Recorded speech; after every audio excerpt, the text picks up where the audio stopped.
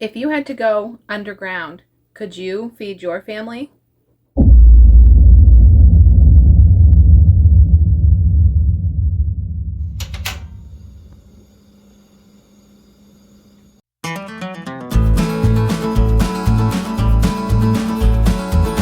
Hey guys, I'm Jara with Wicked Prepared. To our old friends, welcome back, and to our new subscribers, welcome. Thank you for joining us. If you're not already subscribed, go ahead and hit that subscribe button, ring the notification bell, and give me a big thumbs up while you're down there. Cover all the bases. Today I'm going to be sharing with you something that I put together for our family, and it's our emergency off-grid cooking kit. So let me tell you how this came about. With everything going on in the world today, the Russia-Ukraine conflict, the tensions, and even thinly veiled threats from other nuclear powers, we've been running through some scenarios. Namely, what would we do in the event of a nuclear bomb? I know this is something a lot of people don't like to think about and therefore don't take the time to plan for. They're what I call the head in the sand people. I believe there's two reasons for this. Some people just think it will never happen, and others think if it does happen, there's nothing we can do. We're all doomed. Thankfully, that's not the case. For the vast majority of the people in this country, this would be a very survivable event if you know what to do and you're prepared. Now, most of us don't have an underground bunker, a bomb shelter, or a storm shelter. For most of us, the safest option is going to be to retreat to our basement. This can not only shield you from fallout, but also shield you from gamma radiation. You want to put as much earth and concrete in between you and the nuclear blast as you possibly can. And you may be staying there for days or even weeks. The longer you can stay under cover, the better. I know we'll have people asking, what about those of us who don't have a basement? So I'm going to put up some graphics that show some of the safest locations in different types of buildings.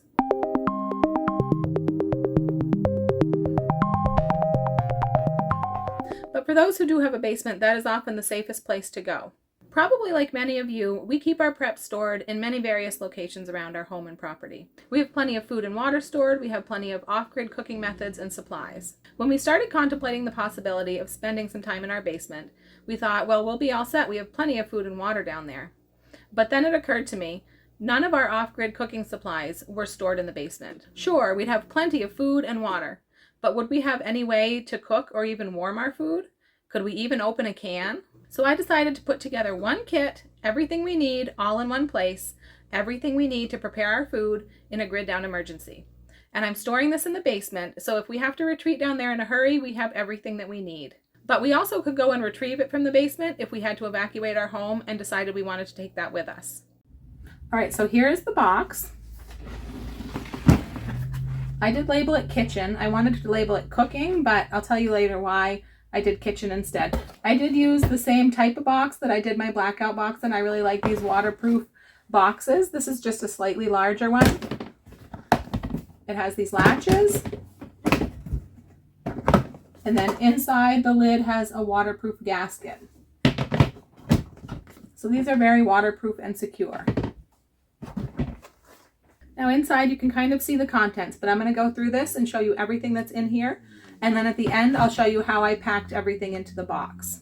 Now the first and arguably the most important item is this butane stove.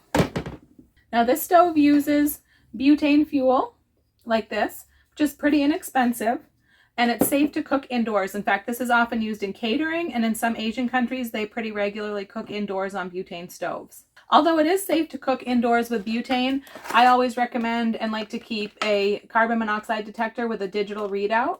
I like to use something like this anytime I'm using any kind of alternative cooking fuel indoors, just for safety and peace of mind. Now I'm going to go ahead and show you this stove. This is probably the simplest, cheapest butane stove that you can get. It's a Coleman. I really love it. It works great. If you see some of my cooking videos, I use this in some of my videos. I'm going to be using it a lot more.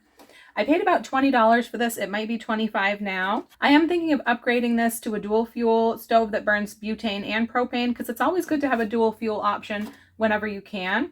But this works great for a simple, inexpensive stove. Now it does burn these butane fuel canisters. I did pack 3 of these in the box, which should be about enough for 3 days or so of cooking, depending on how much cooking we're doing.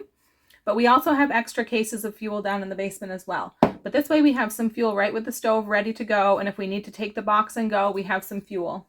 Now this stove is super simple to use. You just open this up and you take this fuel canister, and see it's got a notch in the rim right there.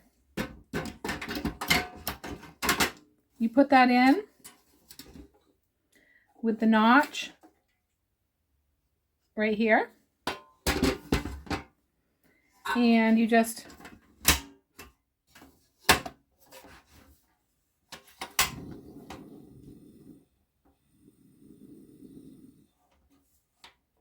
So next I added some basic pots and pans for cooking and heating food or boiling water. I got this simple 8-quart stock pot. I thought that would be good for doing large batches of soups, chilies, things like that. If you needed to boil pasta, if you needed to heat large amounts of water for washing up. Inside of the stock pot, I have another set of cooking pots. I tried to get things that would nest wherever possible so that I could get as many items into as small of a space as possible. Now this is a 4-quart stock pot. And inside of here, I have a few other items. This is a Stanley pot. It holds about 4 cups. It's got measurements on the side. It's got a straining lid that you can drain out, and it has a flip out handle. I also stuck inside of here a few extra items. These are just a few reusable wipes and dishcloths. These are from Dollar Tree. This one actually came with one of the cooking pot sets that I bought. Now also inside of the stock pot, I had a few more items that fit underneath the pots and pans. I tried to get as many collapsible silicone items as I could to save space. Now this pops right up and becomes a coffee filter holder. It would use these cone filters. And this actually sets right on top of the pot, and you can put a filter in here, put 1 serving worth of coffee, and you can pour boiling water over the top and have your coffee right into your cup. We have one of these in our camping stuff, and I bought another one to include in this because I can tell you, no matter how bad things get, we are not going without coffee. So I've got the cone filter holder and the cone filters, and they're right here in the stock pot. Now this is the next bunch of stuff that I have. Like I said, I tried to nest as much as I could. So on the top here is this little set. This includes just a couple more pots for cooking. These also have the flip out handles. This right here that stores right inside of there is actually another little backpacking stove. It stores right inside this little case, inside of the pots and pan set. And then inside at the bottom of this bigger pot is the fuel canister for this stove. Now I keep one of these in my bug out bag, but I really like it and I thought it would be a good thing to include in this emergency kitchen. Redundancy and repetition is not a bad thing. Having more than one stove option in case one fails or you run out of fuel for one. But the other thing is you may want to heat more than one thing at a time, or you may want to boil water for coffee or cocoa or tea while you're making some dinner or breakfast. So I thought it would be a good idea to include this little set in here as well. Now underneath of that set, inside here is just a small tea kettle. This actually came with the 4-quart pot set. It's just a small tea kettle. I just nested things differently. I split up the sets. In fact, some of these sets came with a lot of extra things that I took out and I only used parts of them. But this is a tea kettle. I had the tea kettle setting inside of this just plastic batter bowl. This was actually from Dollar Tree. And I just thought in case you needed to mix anything, having a little mixing bowl, it can also pour. This could be handy for several things. It's probably large enough to wash some small dishes in as well. And then at the bottom of this stack is this flat fry pan. This came in the set with the 4-quart pot as well.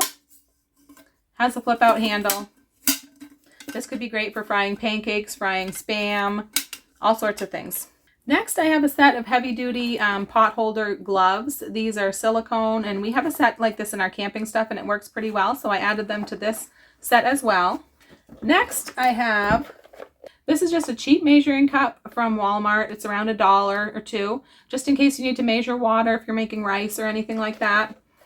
And then this bag full of utensils. I got, most of these are cheap utensils from Dollar Tree, Walmart. You could take extras from your kitchen if you had them. You could go to Goodwill. This bag actually contained a kit that we use to clean our Camelback type of water bottles, but we have several of them and I figured I didn't need them all in their own bag. So I robbed one of the bags. I stuck the kits together in one bag and I'm using this bag to hold my utensils. I thought this would also be handy if you had to wash things and you could hang them to dry right inside of this bag. It's just mesh and a very light fabric here. So inside here I have just a spatula, a regular spoon, a slotted spoon, a couple of mixing spoons. I have one of these handy spatula things. These are good for all sorts of things. I use them to mix batters, you know, scrape things, everything. A pair of kitchen shears. These are really handy. I use these a lot. You never know what they could come in handy for. We've got a manual can opener, of course. And I did get a set of 3 basic knives with sheaths to protect them. Now, I didn't include things like a peeler because I really don't expect to have fresh food down there. In fact, I don't think we're going to be having much need for knives. I can't picture cutting much up besides Spam or, you know, who knows. But I just thought a knife is a good thing to have just in case. Now, also inside of the measuring cup is a set of collapsible measuring cups and these little nesting measuring spoons, and these came with another set that I'll be showing you in just a minute. So I also included a couple of collapsible strainers. Now these they collapse and store flat, but they can pop open and be used to strain pasta, anything you needed to strain really. Now this was actually the set that those collapsible measuring cups came with. They came with these 2 and another larger strainer that I'm going to put in our camp kitchen because we don't need them in this. And then this right here is another collapsible item. This is pretty large. It's actually a bucket. It stores pretty nice and flat, but it pops right down to a nice deep bucket. This could be used to carry water. This could be used to wash dishes. This could be used to wash up a number of things. And then just collapse it flat again. It fits really nicely in the kit. Now, speaking of washing dishes, I did include a small bottle of Castile soap. This is a very gentle multi-purpose soap. It can be used for washing dishes. It can also be used for washing, you know, your body, your hands, all sorts of different things. This is good for a lot of different things. So not knowing what type of rinsing and draining options are going to be available, I thought it would be good to include a gentle natural soap that could be used for a number of different things. I've also included a bottle of hand sanitizer and a pack of cheap baby wipes. I thought that this would be good for cleaning up in preparation for cooking. These wipes could also be used to wipe surfaces, but they're gentle enough to use on skin, so I thought they'd be a good multi-purpose item to include. Next, I've included some aluminum foil, heavy-duty aluminum foil. This could be used for all sorts of different things. Now, I've also included a small box of trash bags. Now, we do have other trash bags stored downstairs, and we'll have other kits that include trash bags. But I just thought it would be nice to have some right in here with the kitchen stuff and the cooking stuff because you are going to create waste as you're cooking. And next, I have this nifty little kit. I got this off Amazon. I'll have links down in the description for all the things that I bought for my kit. Now I took out, this came with 6 bottles, and I did take one out and I replaced it with this, which is a it's for camping. It's multi-spices. It's got salt, pepper, garlic salt, cayenne, curry, and paprika. The only thing I don't think I would use in there is the paprika, so I may end up emptying that out and replacing it with something different. But I do have these other bottles to keep other spices. We've got cumin, chili powder, cinnamon, sazon, which is a good multi-purpose seasoning, and taco seasoning. I just chose things that I thought we might use making meals out of, you know, canned foods and things like that. And I've got my larger bottles of those spices, and I also have these nifty spice funnels. This is what I use to fill up my regular spice jars, so I'm going to use them to fill up these small spice bottles. I also included in my kit 3 extra cans of a different type of fuel. Like I said, you can never have enough different types of things. These are alcohol fuels. There's several different brands. There's Sterno, Fancy Heat. These are just some that we have. Now, these aren't going to be real great for really cooking things and boiling water, but you can heat over them. They can produce heat if you need just heat to warm your area, and they're a good extra backup to have. So I've included 3 in my kit. Of course, we do have cases of extra alcohol fuel downstairs. Now, the last few things that I've included in my kit are these. This is just a small pack with, it's got some instant coffee packets, some sugar packets, sweeteners, different things like that. And then this is mostly a fire starting kit. This has some matches. It has several different lighters.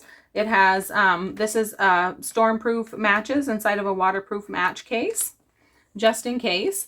And then this right here is not part of a fire starting kit. This is actually, I thought these would come in handy, and they just happen to fit inside of that kit. Have you ever seen these compressed towel tablets? They're a hard tablet, but if you put them into water, see it's starting to grow.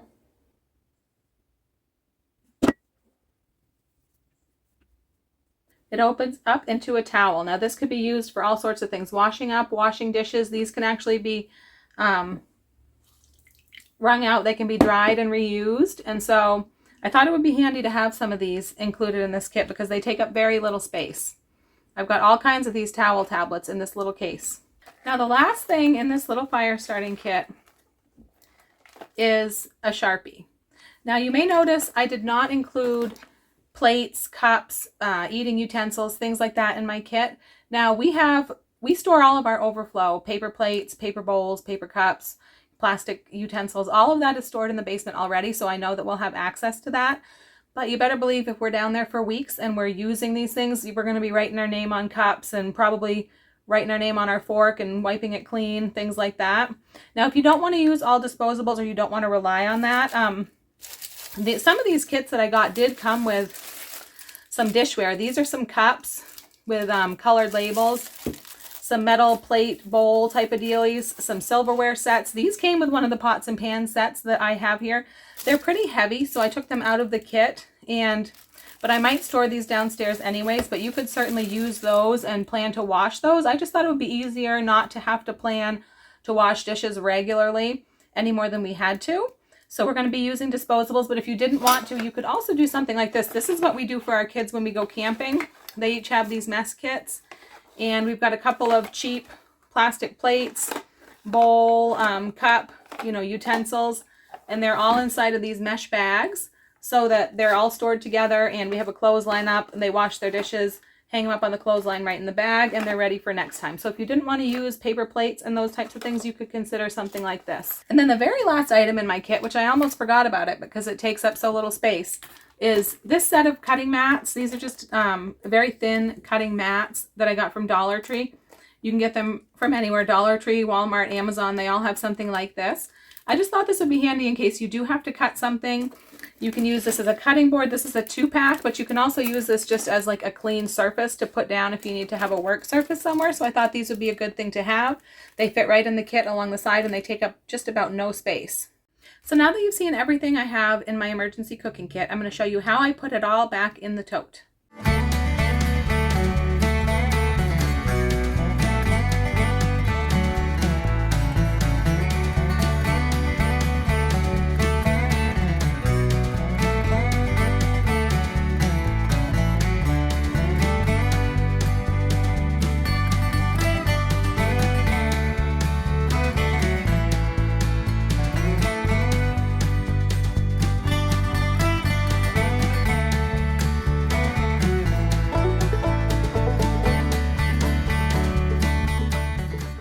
Okay guys, that is it. That's the emergency off-grid cooking kit that I put together for my family. It definitely feels good having that project done. It's a relief knowing that we have everything we need all together down in the basement if we should need to retreat there for any reason.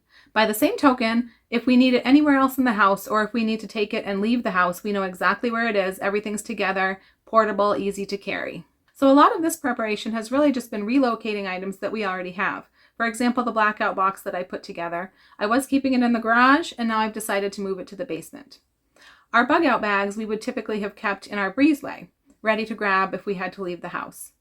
But we've decided to try to move them to our basement staircase. If we had to retreat to the basement, they would also have some important items in them that we could use. But we'd also know exactly where they were and could easily grab them if we had to leave the house. We're also making sure we'll have access to items that we don't have duplicates of. Our trauma kit, for example, that I put together to have in case of traumatic injury. Our Jace case emergency antibiotic supply, we're making sure that that's handy to grab if we need to go to the basement. We're moving our emergency meal kits and a lot of our meals in a jar down to the basement as well. Those will be very easy meals to put together in the event of an emergency with the supplies that we already have down there.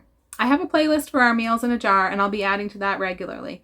I love those because they're very simple, they're very nutritious. All you have to do is add water. I also have a video on 5 emergency meal kits that I put together, and I'm working on several more right now, so keep an eye out for that video coming soon. Let me know down in the comments, what did you think of my emergency off-grid cooking kit? Do you have any suggestions for things that I could add to make it better? Keep in mind I intended this kit to be only items related to cooking and preparing food. We have other items and other kits that will be stored down there as well. Our first aid kit or a first aid kit will be stored down there. Our emergency shelter in place kit with things like emergency radios, and things like that. So I promised I would tell you why I labeled my box kitchen instead of cooking like I wanted. It's pretty simple, really. I was using the same set of reflective letter stickers that I used to label my blackout box. And after spelling blackout box, I didn't have enough C's and O's for the word cooking. I did have all the letters I needed for the word kitchen, so I went with that. But I'll probably end up ordering another set of stickers and relabeling it eventually. If you made it all the way to the end of the video, leave me a fry pan emoji down in the comments. I'm Jara with Wicked Prepared. Survive today, thrive tomorrow. We'll see you next time.